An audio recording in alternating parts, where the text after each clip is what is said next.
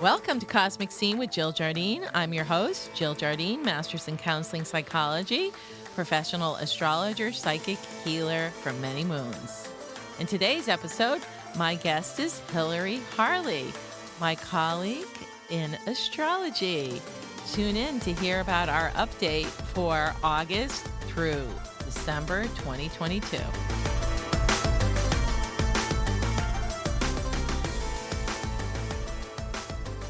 Welcome to the episode with my guest, Hilary Harley, fellow astrologer. Hilary Harley is the host of podcast Mystical Messages. Check it out on Spotify, Google, and Apple Podcasts. Hilary Harley hails originally from Pittsburgh, Pennsylvania, and has called Boston her home since 1987. Hilary began her astrological studies in 1998 with teachers Dietrech Pessin, Monique Pommier, and Dorothy Oja, and founded Harley Holistic Healing in 2001. Hilary became a certified Reiki Master in 2016 and certified to read the Akashic Records in 2018. Reiki and the Akashic Records are integrated into all of her astrology readings. In addition to being a holistic healer, Hilary authored Ring of Truth, a novel which traces the life of dancer at the Paris Opera Ballet during the Second Empire, France. Hilary is a student and practitioner of Kundalini Yoga since 1991. She holds a BFA and MLA degrees from Southern Methodist University and an MPA from Suffolk University. Hilary is a member of the International Association of Reiki Professionals as well as the National Council for Geocosmic Research, a professional organization for astrologers. Check her out on her website, book some readings and other services at hilaryharley.com. That's HILARYHARLEY.com. It is my honor and pleasure to welcome my esteemed colleague and friend, astrologer Hilary Harley. Welcome, Hilary. Hey, Jill. Thank you so much for having me today on your show.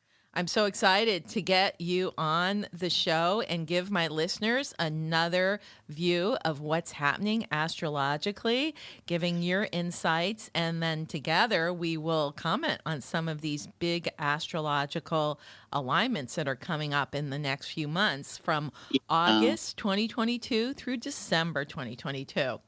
Yeah, there's a lot going on. That is for sure. And we are in the thick of it right now in August. As we know, there's been some push and some pull. Saturn, I call it Taskmaster Saturn, has been in Aquarius and going at it super strong with change agent Uranus. And that really peaks about mid-month. We feel some major stress around the full moon on Thursday, August 11th. So I just want everybody to watch for some really big resistance and push and pull. So, you want to be flexible where you can. You don't want to give away the store. Certainly, you want to stand your ground if you really feel strongly, but you also want to ask where you can give a little and where to hold firm to your ideals. So this whole year is about values. That is a major theme, whom and what we value and how we go about developing our skills and talents, and I call it the currency of our lives. That's really at play right now. And yeah, the pandemic certainly stoked this. A lot of people working remotely, choosing to move to more remote living situations and working out of their homes because it liberates them. It gives them some freedom. Right. So, yeah, that's really still going on at play. So, given the resistance, we're digging deep. Yeah, so I want to ask you about that full moon on August 11th. It's going to be a full moon in Aquarius, Sun in Leo, forming that T-square to Uranus and the North Node in Taurus. What do you think that's going to stir up for people? People don't want to budge. They Okay. don't change. And this is about, I'll give you a minor example. People, particularly my age, don't want to have to learn technology. And Saturn and the moon in Aquarius, they're tightly conjoined at this full moon. We're really being pushed to find new ways to connect to each other. And it's also, Aquarius is about ideas and abstract concepts. And this is really pushing us to think creatively, out of the box, non-mainstream.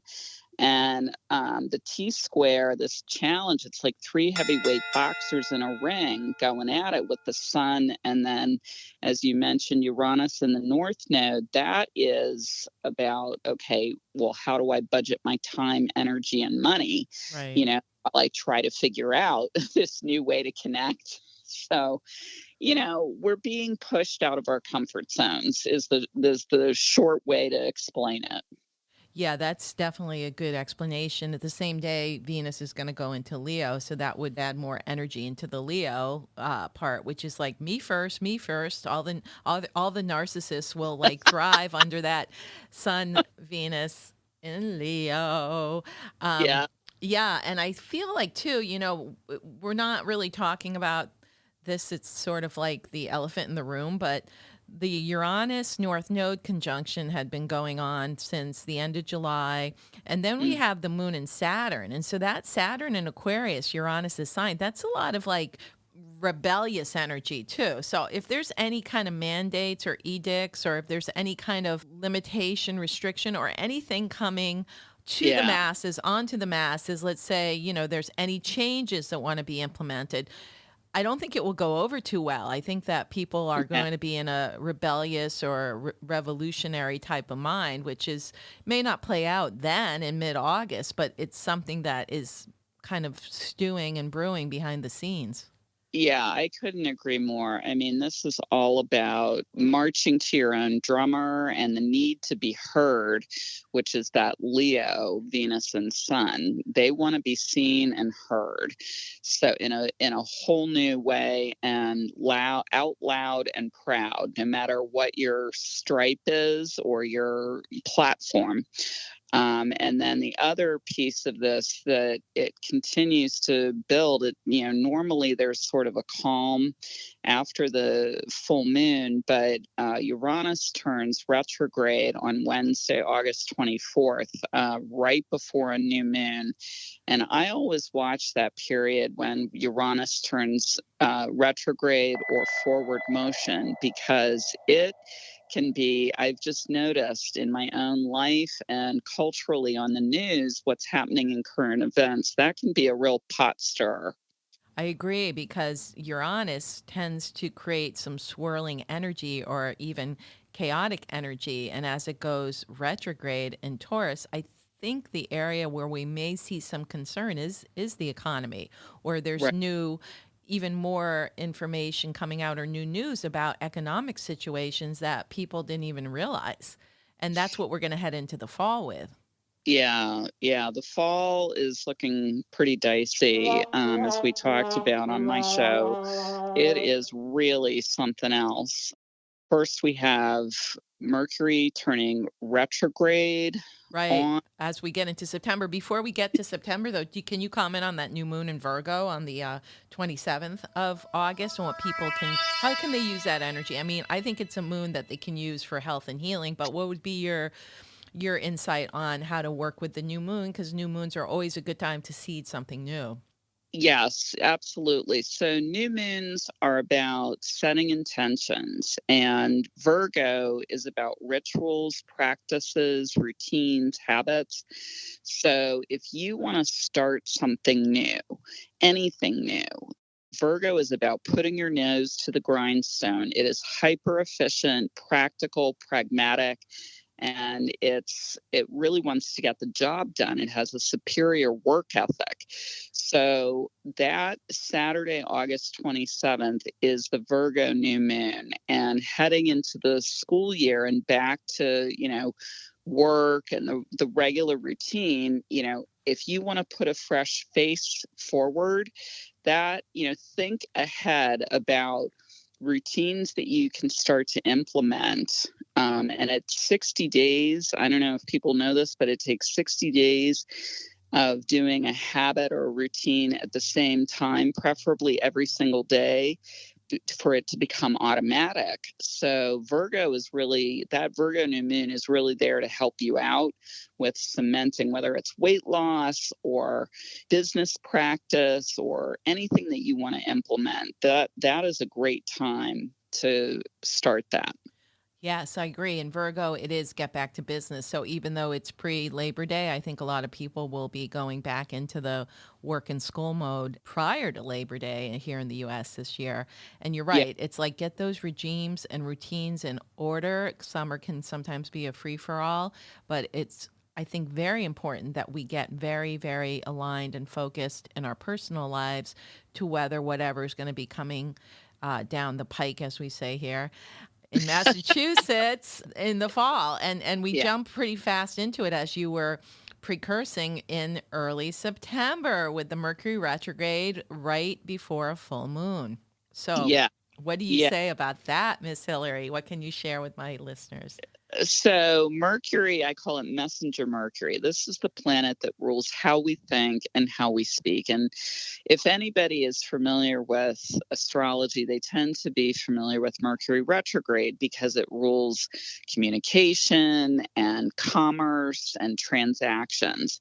So, any major contracts. I'm not talking about going to the grocery store and going about your daily routine, but like any major contracts that you need to sign, any major purchases that you need to make, you want to do that in the month of August or right around Labor Day. I wouldn't push too far into September. And then, if you're not ready to pull the trigger on any of this, you want to hold off until after October 1st, because Mercury is going to be retrograde between September 10th, Saturday, and Saturday, October 1st. And I'm sure we've talked about this before, where we do the RE words to make Right. use of this time. So research, review, like if you want to book a trip, if you want to put money down on a new car, anything like that, looking for a home, it's a great time to do your research during this 3-week window, September 10th to October 1st. And, 6 out of the 10 planets are going to be retrograde during the month of September. So there can be this feeling like, working through sludge, or why isn't anything happening? Right. That's actually a really useful time. If you think about a sleep cycle, where would we be if we didn't sleep? This is nature's way of saying, take a break. And although we just started back to school and back to work after summer vacation, this is a time to fine tune and reset and recharge, reboot anything that is not working smoothly. Great advice, Hilary. And I agree that September is going to be a month where people want to hit the ground running, but there may be a lot of delays, frustrations, and obstacles that have to be overcome. And as we've said previous times, it's a very good time for internal practice. So get your meditation on. And that will be really strong, right? Around that full moon on the 10th as well, which is in Pisces, a spiritual sign. Yes, yes. So it's, the Virgo sun is about control and planning and efficiency and practice. The opposite, Pisces full moon, is loosely conjoined to Neptune that same day that Mercury goes retrograde. And if you view it as an invitation to dive in to a deeper realm, and as you said, meditation, yoga, journaling, water, and music, you can't do enough of that particular weekend, the second weekend of September. So, whether it's kayaking or walking by a body of water or swimming, going to the beach, anything like that, being out in nature, that's a really good way to reset. Excellent advice. And also, we should let people know about this Mercury retrograde starting off in Libra, which will more likely affect partnerships and decision making. So as you had said earlier, people might want to hold on and making decisions because Libra is that seesaw that goes back and forth with the pros and cons, trying to make up its mind. So I like your advice. Just wait until after October 2nd and make the big decisions. Yeah, for sure. That is a really good time. October it's like dominoes, because all of these planets that are retrograde in the month of September start to move direct, beginning with Mercury on Sunday, October 2nd. And it's like forward motion in a major way. Pluto turns direct on Columbus Day weekend, conjoined to a full moon in Aries. So that is like go time in a major way. Right. It's like people are going to, if you take advantage of those retrograde cycles in September, because then it's fast forward in October as Mercury and Pluto go direct within a week of each other. Exactly. So we're going to feel this major gear shift the first week of October. And so, you want to make sure you're ready to sign on the dotted line, or, ready to go purchase a house, or, sign a purchase and sale agreement. These are the significant documents in life that we get going. Then on the 23rd, we have a lot of activity that week. We've got Saturn going direct. We've got Venus and the Sun both going into Scorpio on the 23rd of October, 2 days before the solar eclipse on the 25th, all in Scorpio. So what can you tell our listeners about that? So Scorpio, it gets a bad rap, in my opinion. Scorpio is about treasure. And so we're looking at what is underneath the surface with the solar eclipse. And you should definitely be thinking about your intentions that you want to set on Thursday, October 25th, with this new moon solar eclipse. It is at 2 degrees Scorpio, so very, very early in Scorpio, which is about shared resources, joint finances, power, sex, the big guns in life: sex, death, shared resources, taxes. So, it could be economic news that shakes out, but it can also be a time to say, I need to clean the slate and move forward with my finances in a way that makes a lot of sense.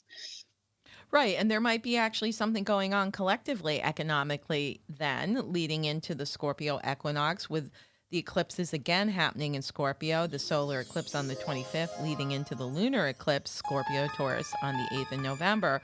But before we get to November, we have Mars going retrograde on the 30th. Yes, right in time for Halloween in Gemini. So Mars, go ahead. And it's a long stay, right? In Gemini, it stays there until March of 2023.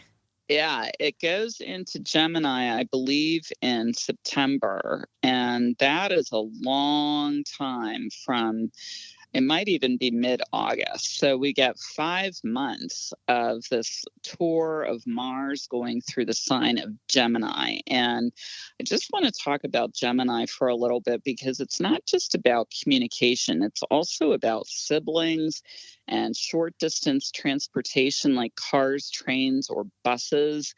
But you definitely want to be focusing on messages and how you think and how you speak, how your message is received, who's listening, and maybe training your brain. If you tend to be a worrier, how can you flip that? Because this is an opportune time. Mars retrograde isn't all bad. Retrogrades are not all bad or all good or whatever. They're opportunities to refine practices and systems that are in place.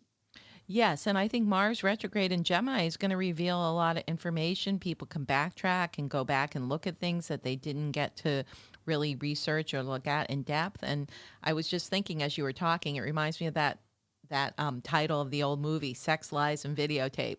So we're going to hear Wow. about a lot of things coming out that went on earlier, because Mars is a warrior, but when he goes through the sign Gemini, he's going to be a bit of a gossiper and revealing a lot of scandal, I think.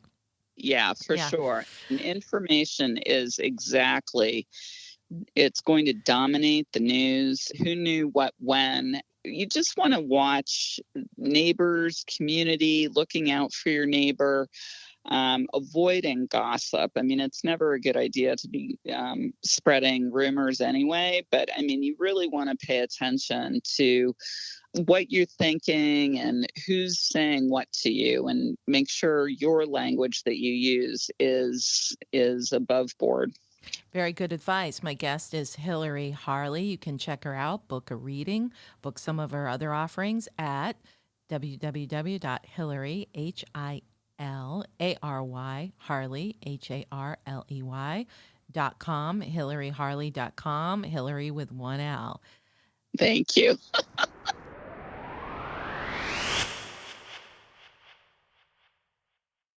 My guest is Hilary Harley, astrologer extraordinaire, and we're into the month of November 2022, and there is a big keynote astrological date that occurs in early November.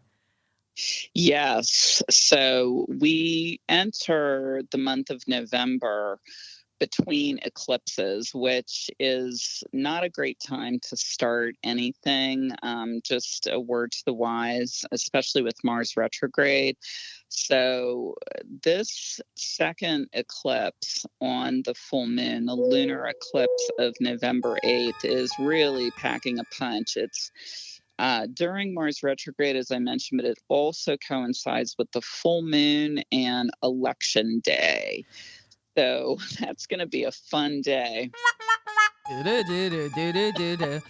So, yeah, we enter daylight savings time here in the U.S. on the 6th, bringing in the darkness. And then we have the shadow eclipse on the 8th of November, Election Day 2022 in the U.S. So there'll be all kinds of shadows emerging.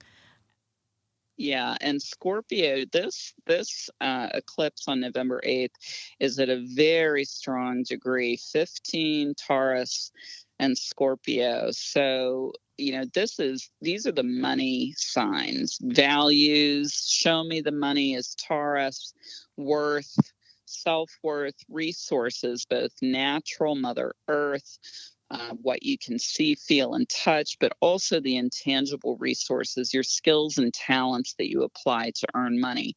And Scorpio is notorious for power and power struggles and wealth, how wealth is used in terms of power. And this could be about the stock market for sure. It could be about reallocation of resources in a more fairly, equal distribution sense.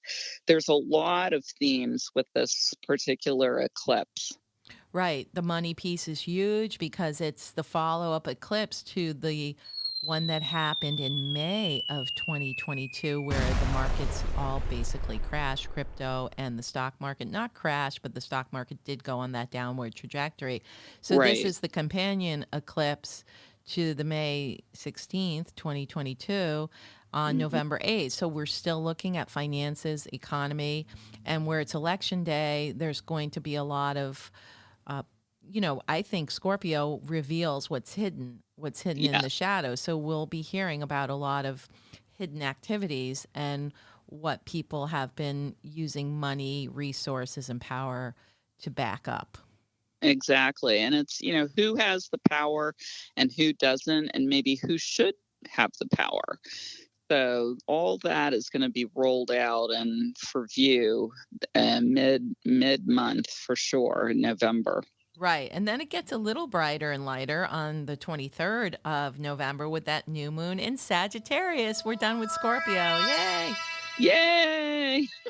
And the same day Jupiter goes direct, who's the great benefic, or as we say, the cosmic Santa Claus, is going to go direct on the day that the sun is in the sign he rules. So shiny, happy people again, right? After the dark shadows of Scorpio.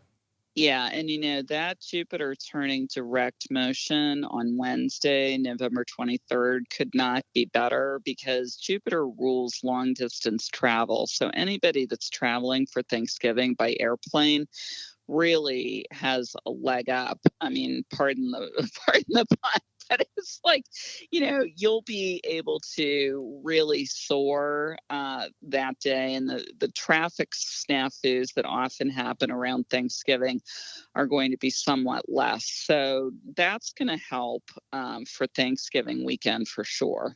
Yes, which makes us wonder why. Maybe less people are traveling for some reason because of something that happened earlier. Oh, that could be. And also, it's very expensive. If you've looked at flights lately, and Thanksgiving is notorious. The holidays are very expensive to purchase tickets for. So it could be, the plane tickets get a little too pricey for people. Yeah, that makes sense, especially with all the scorpionic and the money energy that goes on in October and early November. And then, speaking of holidays, we get into the last month of 2022, December, and there's a full moon early on in the month on the 7th of December, full moon with the sun in Sagittarius, moon in Gemini. What's your take on that, Hilary, as far as what might play out? The truth shall set you free. That's You betcha. so. Anything that gets dug up with the Scorpio energy in November, December and Jupiter and Sagittarius all have to do with the law. So, honesty is the best policy, everybody. And you want to make sure that you're not parking in the handicap zone, that you're doing the right thing.